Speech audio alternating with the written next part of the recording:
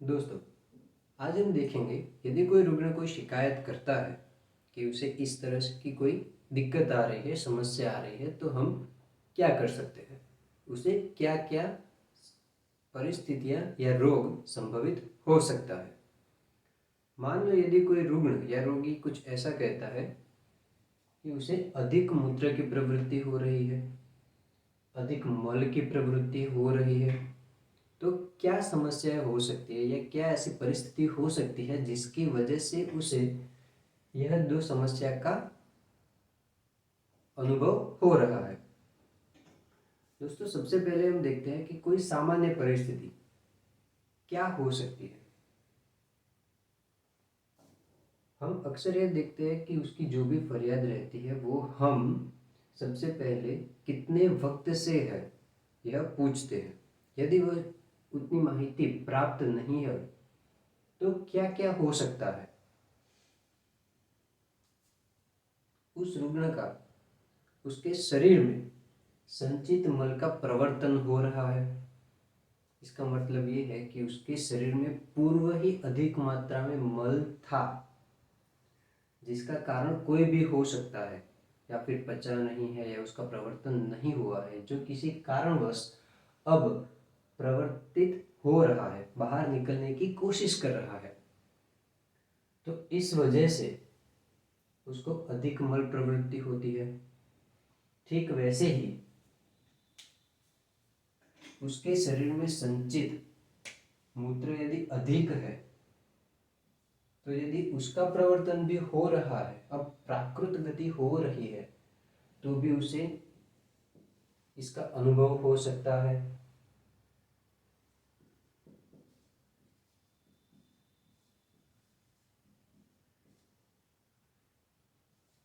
संचित मूत्र का प्रवर्तन, यह भी हो सकता है कि किसी वैद्य के द्वारा उसे संशोधन औषध की सलाह दी गई हो, या उसके देखरेख के अंतर्गत संशोधन औषध का उसने सेवन किया हो। जैसे कि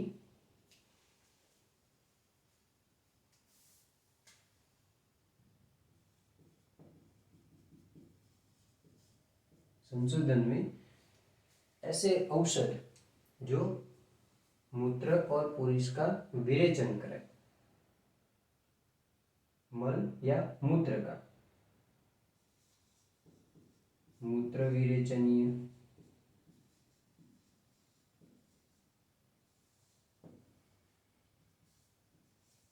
दूसरा होता है पुरुष विरेचनीय,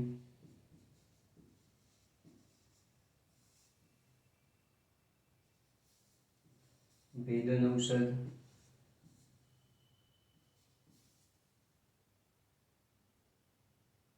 अनुलोमन औषध,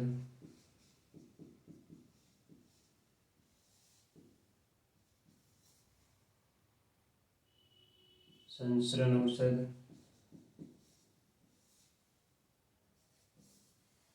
और 6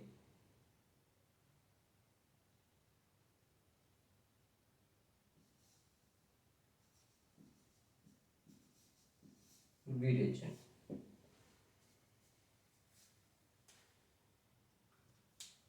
मूत्र का अधिक प्रवृत्ति हो यदि उसमें कोई औषध का कारण है तो मूत्र विरेचनीय औषध होते हैं। बाकी शेष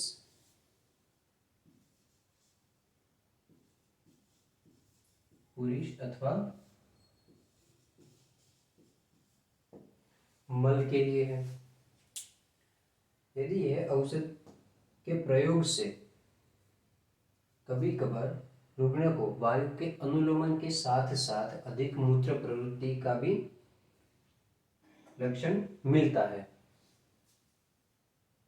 कभी कभार ऐसा भी रहता है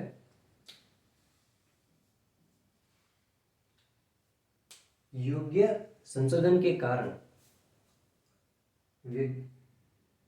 रोगी में लंघन अथवा तो उसके आम दोष का पाचन हो जाता है। तो वह आम दोष के पाचन के कारण अग्नि प्रदीप्त होती है। अग्नि जब प्रदीप्त हो जाती है तो वह स्रोतस का अवरोध दूर करके वायु का अनुलोमन कराती है। जैसे ही वायु का अनुलोमन होता है वह वायु अपने साथ साथ अटके हुए मूत्र और मल को भी गतिमान बनाता है, तब भी यह लक्षण मिलते हैं।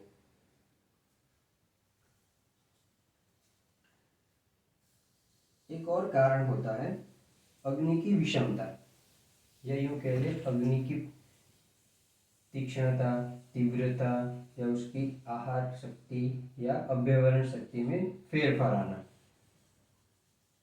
इसके कोई भी कारण हो सकते हैं, जैसे कि अपनी दिनचर्या या ऋतुचर्या में जो फेरफार हुआ है वह, या जो करना चाहिए था लेकिन किया नहीं है।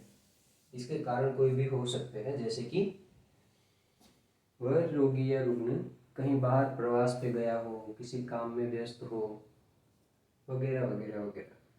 तो इसके कारण उसकी अग्नि में जो भी फेरफार आता है या बदलाव आते हैं, अपने स्वास्थ्य के प्रति सजाग नहीं है, किसी के दबाव में आकर के किसी अधिक आहार या कम आहार, अधिक निद्रा या कम निद्रा का सेवन होता है, तो इसकी वजह से अग्नि की विषमता आती है। ऋतु का परिवर्तन, जैसे कि गर्मी से बारिश का मौसम, बारिश से फिर सर्दी का, सर्दी से फिर गर्मियों का, ये जो ऋतु का परिवर्तन रहता है, या फिर कभी कभार यह भी रहता है कि मौसम ऐसा रहता है कि सुबह में गर्मी अधिक, रात में ठंडी अधिक, शाम को कुछ और मौसम बदलता रहता है। तो ऐसी परिस्थितियों में अग्नि विषम हो जाती है। तब यह विषम अग्नि के कारण आम अधिक बनता है। आम अधिक बनने के कारण मल प्रवृत्ति और मूत्र प्रवृत्ति में असर दिखता है। भय और शोक या उसके जैसे अन्य मानस भाव, यह दो मानस भाव अक्सर व्यक्ति के वायु को प्रकोपित करती है, उसकी गति को बढ़ा देती है। जब यह होता है, जब कोई व्यक्ति शोकमग्न होता है, कोई व्यक्ति भय से ग्रस्त हो जाता है, तो वह अधिकतर मूत्र और पुरुष, या फिर उसे दस्त लग जाते हैं, या बार बार पेशाब करने जाता है, या अपने पेशाब को रोक नहीं पाता, ऐसा होता है। कभी कभार ऐसा भी होता है कि क्रोध से भी कभी कभार मूत्र और मल की प्रवृत्ति होती है। तो ये कैसे हो सकता है? जब भी कभी रुग्ण में आम की अवस्था है और अधिक मात्रा में मल संचित है या मूत्र संचित होता है, तो क्रोध स्वयं अपने उष्ण गुण के कारण अग्नि की और पित्त की वृद्धि करता है, तब वह सर्वगुण की भी वृद्धि करता है। तो सर्वगुण की वृद्धि होने के कारण वह संचित मल अथवा मूत्र का प्रवर्तन कराता है। बार बार अतिमात्र आहार का सेवन, दोस्तों इसमें होता क्या है, कई लोग ऐसे होते हैं जो अधिक मात्रा में भोजन करते हैं, उनका आहार ही उतना होता है कि वे सामान्य व्यक्ति की तुलना 1.5 गुना या 2 गुना आहार लेते हैं। तो उनके कोष्ठ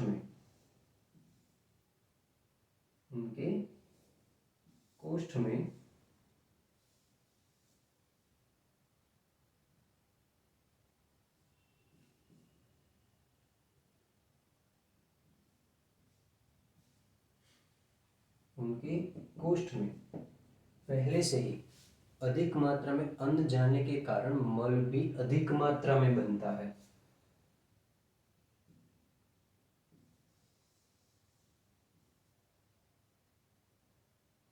मल भी अधिक मात्रा में बनता है।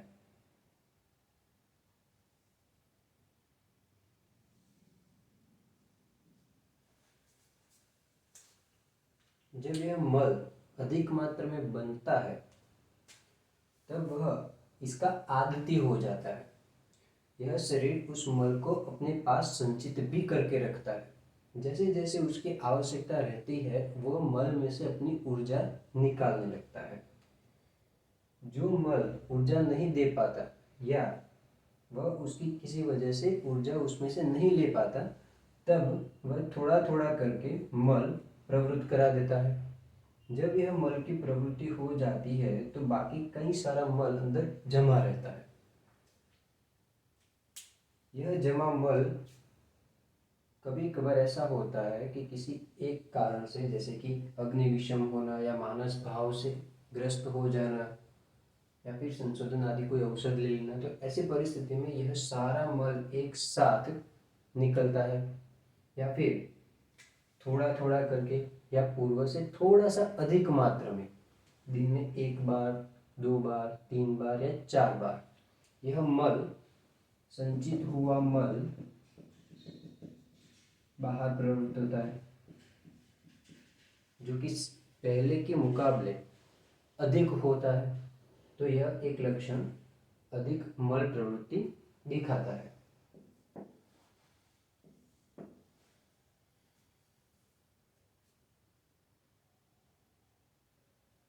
जब मूत्र की बात आती है तो यह भी होता है कि अधिक मात्रा में आहार के साथ अधिक मात्रा में द्रव का भी सेवन होता है। जैसे कि कुछ लोगों को अधिक मात्रा में प्यास लगती है तो वह बार बार कुछ ना कुछ पीते रहते हैं या दिन की 2, 3, 4 या 5 बोतल पानी तक पी जाते हैं। कुछ लोग 8 से 10 लीटर तक भी पानी यूं ही पी जाते हैं। तो वह पानी स्वेद या किसी अन्य मार्ग से नहीं निकल पाता है, जैसे कि एसी में बैठे रहते हैं, सोचते रहते हैं, नींद आती रहती है, तो वह बार बार थोड़ा थोड़ा पानी पीते रहते हैं। तो ऐसी परिस्थितियों में ठंडा मौसम और अधिक मात्रा में पानी पीने के कारण वह सारा क्लेद, जो पानी में क्लेद होता है गुण, वह क्लेद मूत्र के द्वारा बाहर निकलता है। तो ऐसी परिस्थिति में अधिक मूत्र प्रवृत्ति यह लक्षण मिलता है।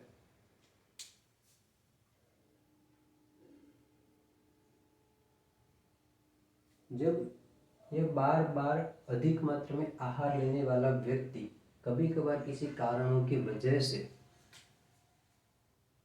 अल्प आहार लेना शुरू करता है, तो शुरू के कुछ समय में, जैसे कि शुरू के 1 दिन, 2 दिन, 3 दिन या हफ्ते भर तक उसका जो संचित अपक्व मल रहता है उसका पाचन होता है और दूसरा मल जमा होने लगता है। तो वह समय कोष्ठ में अग्नि को इतना समय देने लगती है कि जिससे यह मल पचने लगता है। उसका सही से पाक होने के कारण यह पूर्व से थोड़ा अधिक मात्रा में प्रवृत्त होता है। जब यह अच्छे से पाक होता है तब वायु का अनुलोमन होना प्रारंभ हो जाता है। तो यह लक्षण मिलता है। कभी कभार आवश्यकता से अधिक स्वेद कराना भी यह लक्षण प्राप्त कराता है।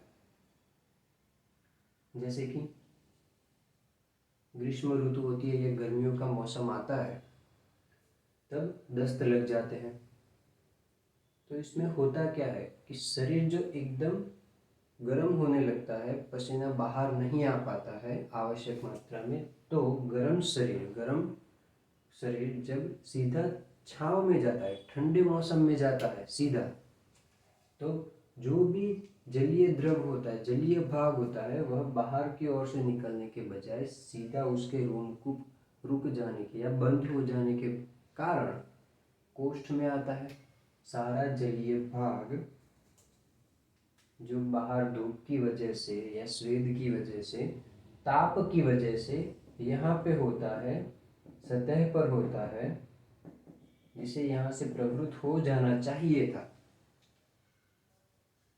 वह सीधी शीतता के कारण या ठंडेपन के कारण यहाँ के रोमकूप बंद हो जाते हैं। ये बंद हो जाने के कारण यह जलीय धातु या जो भी द्रवंश है वह कोष्ठ में आने लगता है। जैसे ही ये कोष्ठ में आता है तो कोष्ठ के भीतर अधिक मात्रा में द्रव जमा हो जाता है। तो यह द्रव दो तरह से बाहर आता है, या तो मूत्र प्रवृत्ति से या मल प्रवृत्ति से। यदि यह द्रव कोष्ठ के अंदर अधिक मात्रा में आके अग्नि का शमन कर देता है या मंद कर देता है और वायु के साथ मिलकर उसे विषम भी बनाता है, तो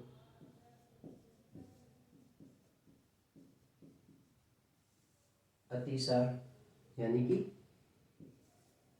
जिसे बोलते हैं दस्त लग जाना, यह उत्पत्ति होती है, यह परिस्थिति का निर्माण होता है।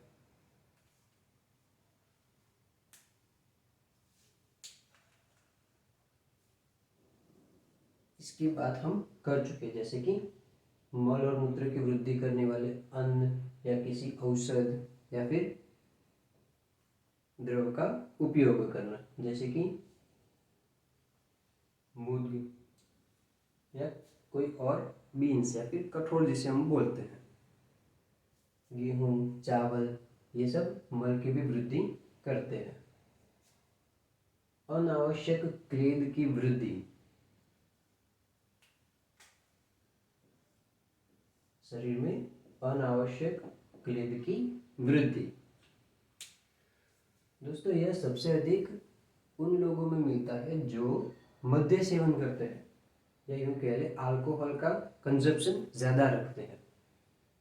अल्कोहल अम्ल में श्रेष्ठ है, यह द्रव रहता है, तो यह द्रव को अंदर संचित करने लगता है, फिर अग्नि की वृद्धि करके यह प्रवृत्त होता है।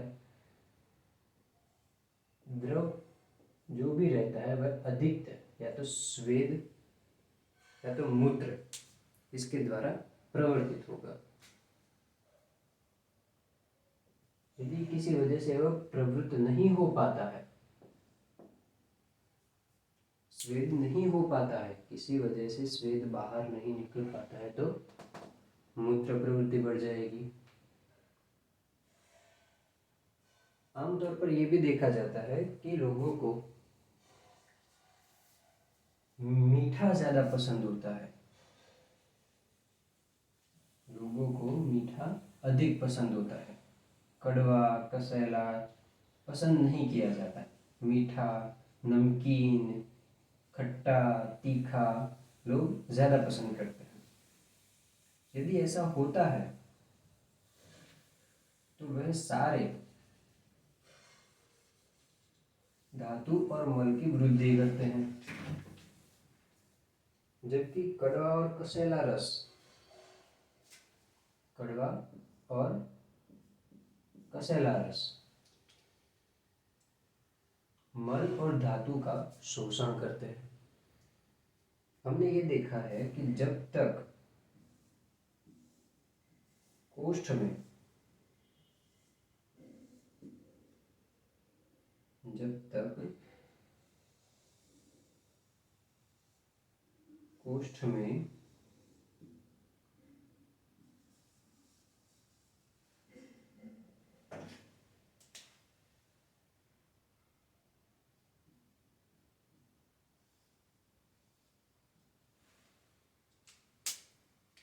कोष्ठ में मल रहता है, जो भी शोषण होता है वह सर्वप्रथम मल का होता है। उसके पश्चात मल ना मिलने पर धातु का होने लगता है और दोष प्रकोप होता है। हम अक्सर कई सारे लोग ये करते हैं, मीठा, नमकीन, खट्टा या तीखा खाना ज़्यादा खाते हैं, उसके बाद कड़वा और कसैला, जैसे मेथी हो गई, नीम हो गया, करेला हो गया, तो इनको छोड़ देते हैं। वह क्या करते हैं, यह दो रस अधिकतर जो भी मल बनता है या द्रव बनता है उसे अनावश्यक द्रव या मल को शोषण करते हैं, जो कि इसका अधिक से कम करते हैं, अनावश्यक वृद्धि को कम कर देते हैं। यह नहीं हो पाता है, जिसकी वजह से मल और मूत्र की वृद्धि के कारण यह लक्षण मिलते हैं।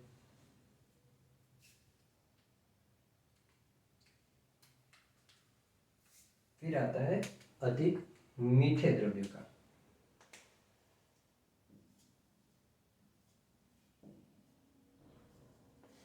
अधिक मीठे द्रव्य, जो भी अधिक मीठे रहते हैं वह धातु का पोषण तो करते ही है, यदि अग्नि थोड़ी मंद हो जाए तो वह मल की वृद्धि करते हैं, आम की भी वृद्धि करते हैं। ऐसी परिस्थिति में मल अधिक बनता है। फिर जब भी मल का उचित पाचन होने लगता है तो वह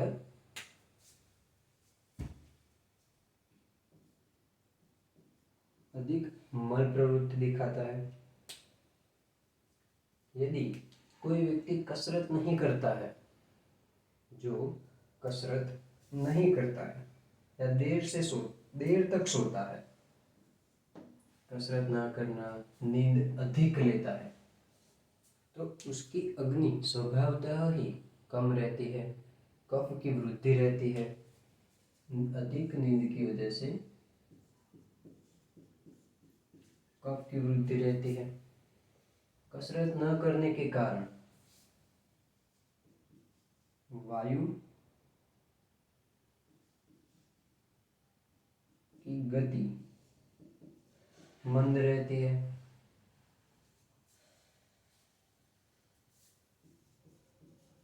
अग्नि मंद रहती है।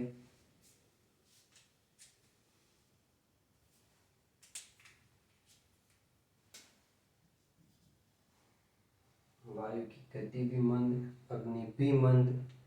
तो जो भी कफ के कारण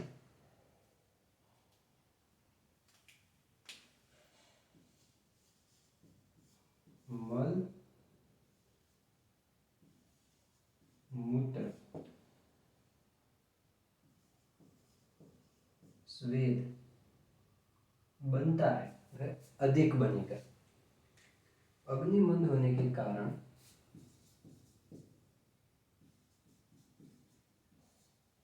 आहार रस से आम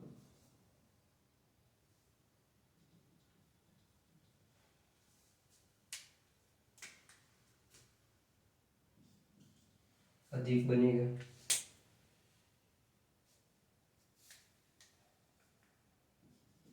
यदि आम के बाद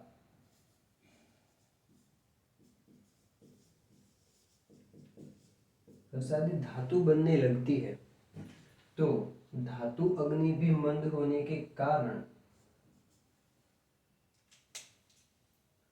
धातु के मल की वृद्धि होने लगती है।